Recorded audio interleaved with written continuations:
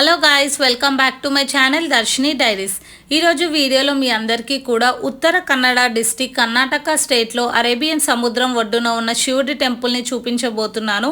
ఈ temple name వచ్చి Murudeshwar temple. ఇది మనకి సముద్రం ఒడ్డున చాలా బాగుంటుంది చూడడానికి. వీడియో స్కిప్ చేయకుండా ఎండ్ వరకు చూడండి.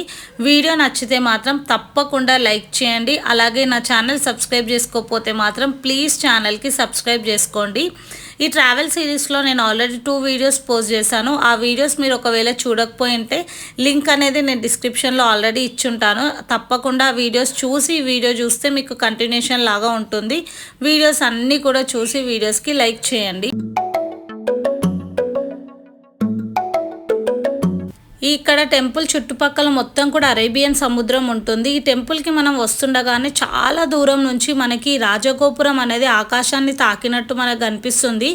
దేశంలోనే ఇది టాలెస్ట్ రాజగోపురం. ఇది 21 ఫ్లోర్స్ ఉంటుంది. కాకపోతే లిఫ్ట్లో మనకి 18 ఫ్లోర్స్ వరకే అలో చేస్తూ ఉంటారు. ఈ టెంపుల్కి మీరు చూసుకుంటే ఈ రాజగోపురం అనేది మెయిన్ అట్రాక్షన్ అండ్ శివుడు స్టాచ్యూ. అందుకే ఈ టెంపుల్ అంత ఫేమస్. ఇక్కడ మనకి ఆ టెంపుల్ గోపురం ముందు నిల్చొని ఫొటోస్ దిగడానికి అందరు ట్రై చేస్తుంటారు. మీరు దిగలేకపోతే పక్కనే చూపించాను కదా, ఆ ట్రస్ట్ వాళ్ళు కూడా మనకి ఫొటోస్ అనేవి ఇక్కడ తీసి మనకి 60 రూపీస్ పర్ కాపీ ఇస్తారు. దర్శనం చేసుకొని వచ్చేలోపు మనకు ఆ కాపీ అయితే మనకి ఇచ్చేస్తారు. ఈ రాజగోపురం మీరు చూసుకుంటే కింద నుంచి పైకి వెళ్తున్న కొద్దీ సైజ్ అనేది మనకి తగ్గిపోతూ ఉంటుంది. ఈ రాజగోపురం టోటల్ హైట్ కూడా 237.5 ఫీట్ ఉంటుంది. ఇప్పుడు ఆ రాజగోపురం లోపలికి మనం ఎంటర్ అవ్వగానే మీరు చూసుకుంటే ఇక్కడ సేవా కౌంటర్ అంటే పూజ చేయించడానికి టికెట్స్, అటువైపు ఏమో ప్రసాదాలది, లిఫ్ట్ కూడా మనం టికెట్ తీసుకొని వెళ్ళాలి. ఇక్కడ లిఫ్ట్లో 18 ఫ్లోర్స్ ధరకు వెళ్ళొచ్చు. 18th ఫ్లోర్ నుంచి మనకి శివుడు స్టాచ్యూ అవన్నీ చూడిస్తే వ్యూస్ అయితే అదిరిపోతాయి. కాకపోతే ప్రజెంట్ ఇక్కడ కన్స్ట్రక్షన్ వర్క్ అవ్వడంతో మనకి ఈ వ్యూ అనేది మిస్ అవుతారు.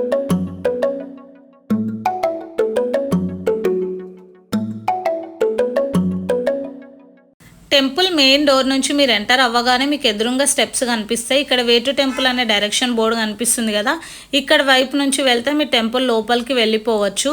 ఈ టెంపుల్ టైమింగ్స్ వచ్చి పొద్దున 6 o'clock నుంచి మధ్యాహ్నం 12 o'clock వరకు, ఆఫ్టర్నూన్ మళ్ళీ 3కి ఓపెన్ చేస్తారు. నైట్ 8:15 వరకు కూడా ఈ టెంపుల్ అనేది ఓపెన్లో ఉంటుంది. సో మీరు ఈ టెంపుల్ని విజిట్ చేయాలి అనుకుంటే టెంపుల్ టైమింగ్స్ తెలుసుకొని మీ టైం అనేది according to temple timings adjust చేసుకొని రండి.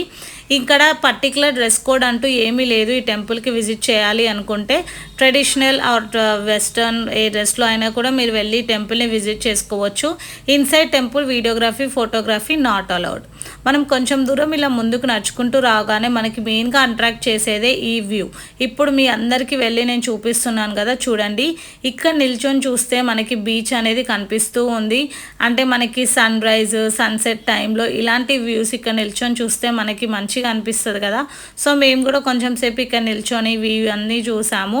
మనకి టెంపుల్కి అటువైపు ఇటువైపు బీచ్ ఏరియానే ఉంటుంది. ప్రజెంట్ అయితే వాటర్ యాక్టివిటీస్ కూడా ఏమి ఇక్కడ అవ్వట్లేదు. ఇక్కడ నార్మల్ డేస్లో అయితే వాటర్ యాక్టివిటీస్, బీచ్లో మీరు చాలాసేపు ఆడుకోవచ్చు, టైం స్పెండ్ చేయొచ్చు. అండ్ ఈ బీచ్కి ఇంకా కొంచెం దూరంలో నేత్రాని ఐలాండ్ అని ఉంటుంది. అక్కడ స్కూబా డైవింగ్ చేస్తే కూడా చాలా బాగుంటుంది. మీరు టైమింగ్స్ అంటే ఇక్కడ ఇవన్నీ ఓపెన్ అయినా లేవో తెలుసుకొని రండి. ఒకసారి వస్తే మీరు ఓన్లీ టెంపుల్ని విజిట్ చేయడానికే పాసిబిలిటీ ఉంటుంది కాబట్టి ముందుగానే చెప్తున్నా. ఇప్పుడు మీకు జూమ్ చేసి చూపిస్తున్నా చూడండి. అక్కడే దేవుడిది గర్భగుడి ఉంటుంది. ట్రై చేసినా కనిపిస్తుందేమో అని, కానీ కనిపించలే. ఇంకా లోపలికి వచ్చి దర్శనం చేసుకున్న తర్వాత ఇదంతా కూడా ఇన్సైడ్ టెంపుల్ వ్యూ ఇలా ఉంటుంది. అంటే మెయిన్ గోపురం నుంచి బయటకు వచ్చిన తర్వాత ఇంకా చుట్టుపక్కల కూడా చిన్న చిన్న దేవతలది టెంపుల్స్ ఉంటాయి కదా, సో అవి కూడా మేము విజిట్ చేసి దర్శనం చేసుకున్నాము.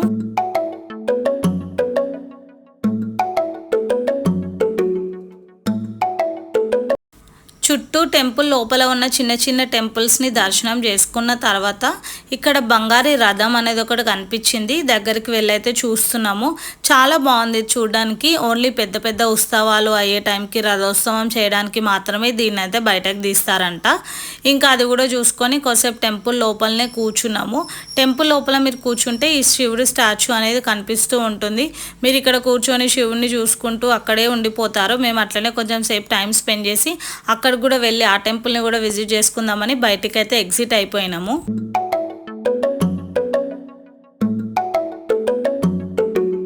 ఈ ఈ వీడియో చూస్తున్న వాళ్ళలో ఎంతమంది ఆల్రెడీ ఈ టెంపుల్కి విజిట్ చేశారో కామెంట్ సెక్షన్లో కామెంట్ చేయండి. అండ్ ఫస్ట్ టైం ఈ వీడియో చూసే ఈ టెంపుల్ గురించి తెలుసుకుంటున్న వాళ్ళు కూడా కామెంట్ చేయండి. నేనైతే మీ అందరికి ఒక అష్యూరెన్స్ ఇవ్వగలుగుతాను, ఈ టెంపుల్ విజిట్ చేసిన తర్వాత మీకు ఫేవరెట్ బకెట్ లిస్ట్లో ఈ టెంపుల్ యాడ్ అయిపోతుంది. అండ్ మళ్ళీ కూడా ఈ టెంపుల్కి మీరు రావాలి అని అనుకుంటారు. ఎందుకంటే చుట్టూ సముద్రం ఉండి టెంపుల్ మధ్యలో ఉండి చాలా బాగుంటుంది. అలల సౌండ్ అదంతా కూడా ఎక్కువ డిస్టర్బెన్స్ కూడా మనకి ఏం అనిపించదు. మ్యాక్సిమం మీరు టెంపుల్కి విజిట్ చేస్తే మాత్రం డే టైంలో అంటే ఈవినింగ్ టైంలో రావడానికి ట్రై చేయండి. సో దట్ మీరు day time and night time 2 time జోన్స్లో కూడా మీరు ఈ టెంపుల్ వ్యూస్ అనేది చూడొచ్చు.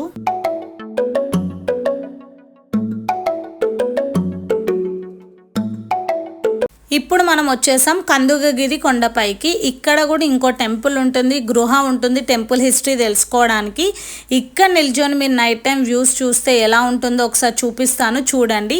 ఇందాక దర్శనం చేసుకున్న టెంపుల్ పక్కనే ఉన్న రాజగోపురం, అటువైపు ఉన్న సముద్రం, నైట్ టైం వ్యూస్ అయితే అదిరిపోతాయి. ఈ కొండపైన మనకి శివుడు మురుడేశ్వర్గా సేవలను అయితే అందుకుంటూ ఉంటారు. ఈ కొండపైన మనకి ఈ ప్రపంచంలోనే అతి పొడవైన 2వ శివుడి విగ్రహం ఇక్కడ ఉంది. ఇది మనకి చూస్తే కళ్ళకు అట్లా అట్రాక్ట్ చేసేస్తూ ఉంటుంది. శివుడికి ఒక చేతిలో డమరుకం, ఒక చేతిలో త్రిశూలం, మెడలో నాగుపాము, రుద్రాక్షలు, తలపైననేమో గంగాజలంతో శివుడు అయితే మనకి దర్శనం ఇస్తూ ఉంటాడు. ఈ శివ స్టాచ్యూ చాలా బాగుంటుంది. ఇంకా గృహలోకి వెళ్ళి టెంపుల్ హిస్టరీ తెలుసుకోవడానికి మనం టికెట్ తీసుకోవాల్సి ఉంటుంది. అడల్ట్స్కి ఏమో టికెట్ కాస్ట్ 20 రూపీస్, చిల్డ్రన్స్కి ఏమో 10 రూపీస్ ఉంటుంది. ఇంకా లోపలికి వెళ్ళి మనము హిస్టరీ అయితే తెలుసుకోవచ్చు.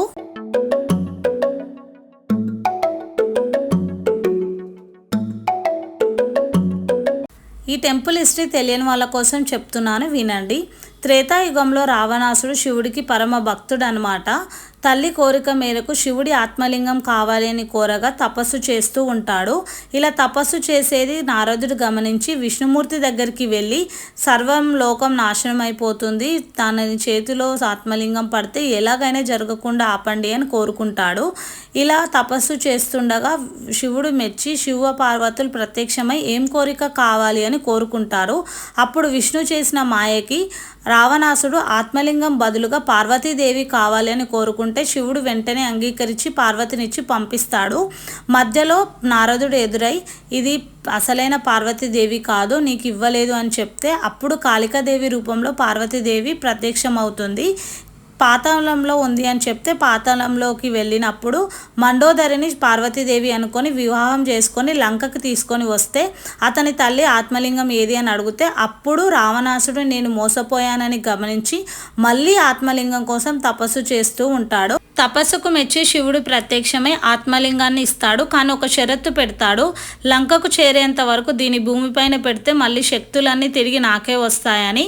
ఇంకా నారదుడు ఆ విషయం తెలుసుకొని సహాయం కోసం గణేశుడి దగ్గరికి వెళ్ళి ఎలాగైనా అడ్డుకోవాలని చెప్తాడు. అప్పుడు బాలబ్రాహ్మణ రూపంలో గణేశుడు సంధ్యావదనం అయ్యే సమయానికి రావణాసుడు దగ్గరికి వెళ్తాడు. మరో మార్గం లేని రావణాసుడు బాలబ్రాహ్మణుడికి ఆత్మలింగం ఇచ్చి ఎట్టి పరిస్థితుల్లోనూ కింద పెట్టొద్దని చెప్తాడు. బాలబ్రాహ్మణుడు నేను ఎక్కువ బరువు మోయలేను, 3 సార్లు పిలుస్తాను, మీరు వస్తే ఓకే, లేకపోతే కింద పెడతాను అని చెప్తాడు.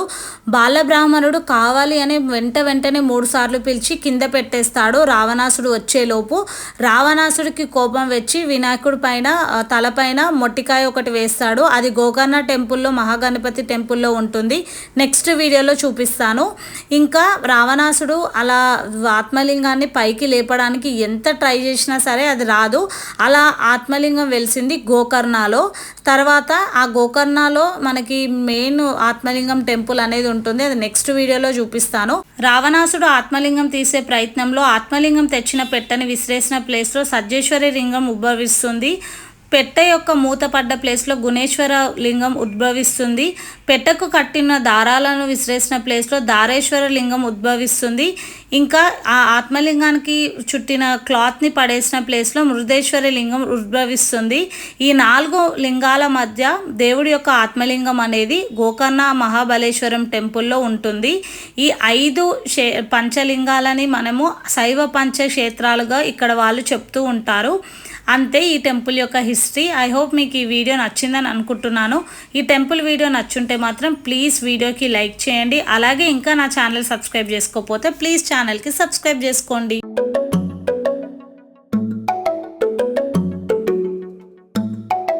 ఇంకా టెంపుల్ విజిట్ చేసుకున్న తర్వాత మా స్టేకి వెళ్ళే దారిలో మేము డిన్నర్ కూడా కంప్లీట్ చేసుకున్నాము. ఆ రోజు ఇదే పింగారా డాబాలో మేము లంచ్ కూడా చేసాము. ఇంకా ఫుడ్ బాగుందని చెప్పి వెళ్ళే దారిలోనే కదా అని ఇక్కడ కూడా డిన్నర్ చేసాము. ఆల్రెడీ ఆ వీడియో చేశాను, చూడకపోయింటే మాత్రం డిస్క్రిప్షన్లో లింక్ అనేది ఉంటుంది, చూడండి. ఫుడ్ మేము ఆఫ్టర్నూన్ అనేది లోపల కూర్చొని తిన్నాము, ఇప్పుడేమో బయట. ఇంకా 2 ప్లేసెస్లో ఫుడ్ ఎంజాయ్ చేసినట్టు ఉంటుందని. ఫుడ్ అయితే బాగుంది ఇక్కడ. మీరు కూడా అటువైపు వెళ్తే ఈ పింగారా డాబాలో ఫుడ్ అనేది ట్రై చేయొచ్చు. ఇంకా మేము మధ్యాహ్నం అనేది వెజ్ ఆర్డర్ పెట్టుకున్నాము. నైట్ టైంలో మేము ఇంకా డిన్నర్ కోసం అనేది నాన్ వెజ్ అనేది ఆర్డర్ పెట్టాము. ఫుడ్ అయితే పర్లేదు, బాగుంది. ఇంకా ఇక్కడ ఏంటంటే నేను ఈ ప్లేసెస్లో అబ్జర్వ్ చేసింది, థమ్స్అప్ మన దగ్గర దొరుకుతుంది కానీ అటువైపు మనకి థమ్స్అప్ అంటే అస్సలు దొరకట్లేదు. ఓన్లీ పెప్సీ మాత్రమే అటువైపు దొరుకుతుంది. మీరు ఎంతమంది ఈ థింగ్ని అటువైపు వెళ్ళినప్పుడు అబ్జర్వ్ చేశారో లేదో కింద కామెంట్ సెక్షన్లో కామెంట్ చేయండి.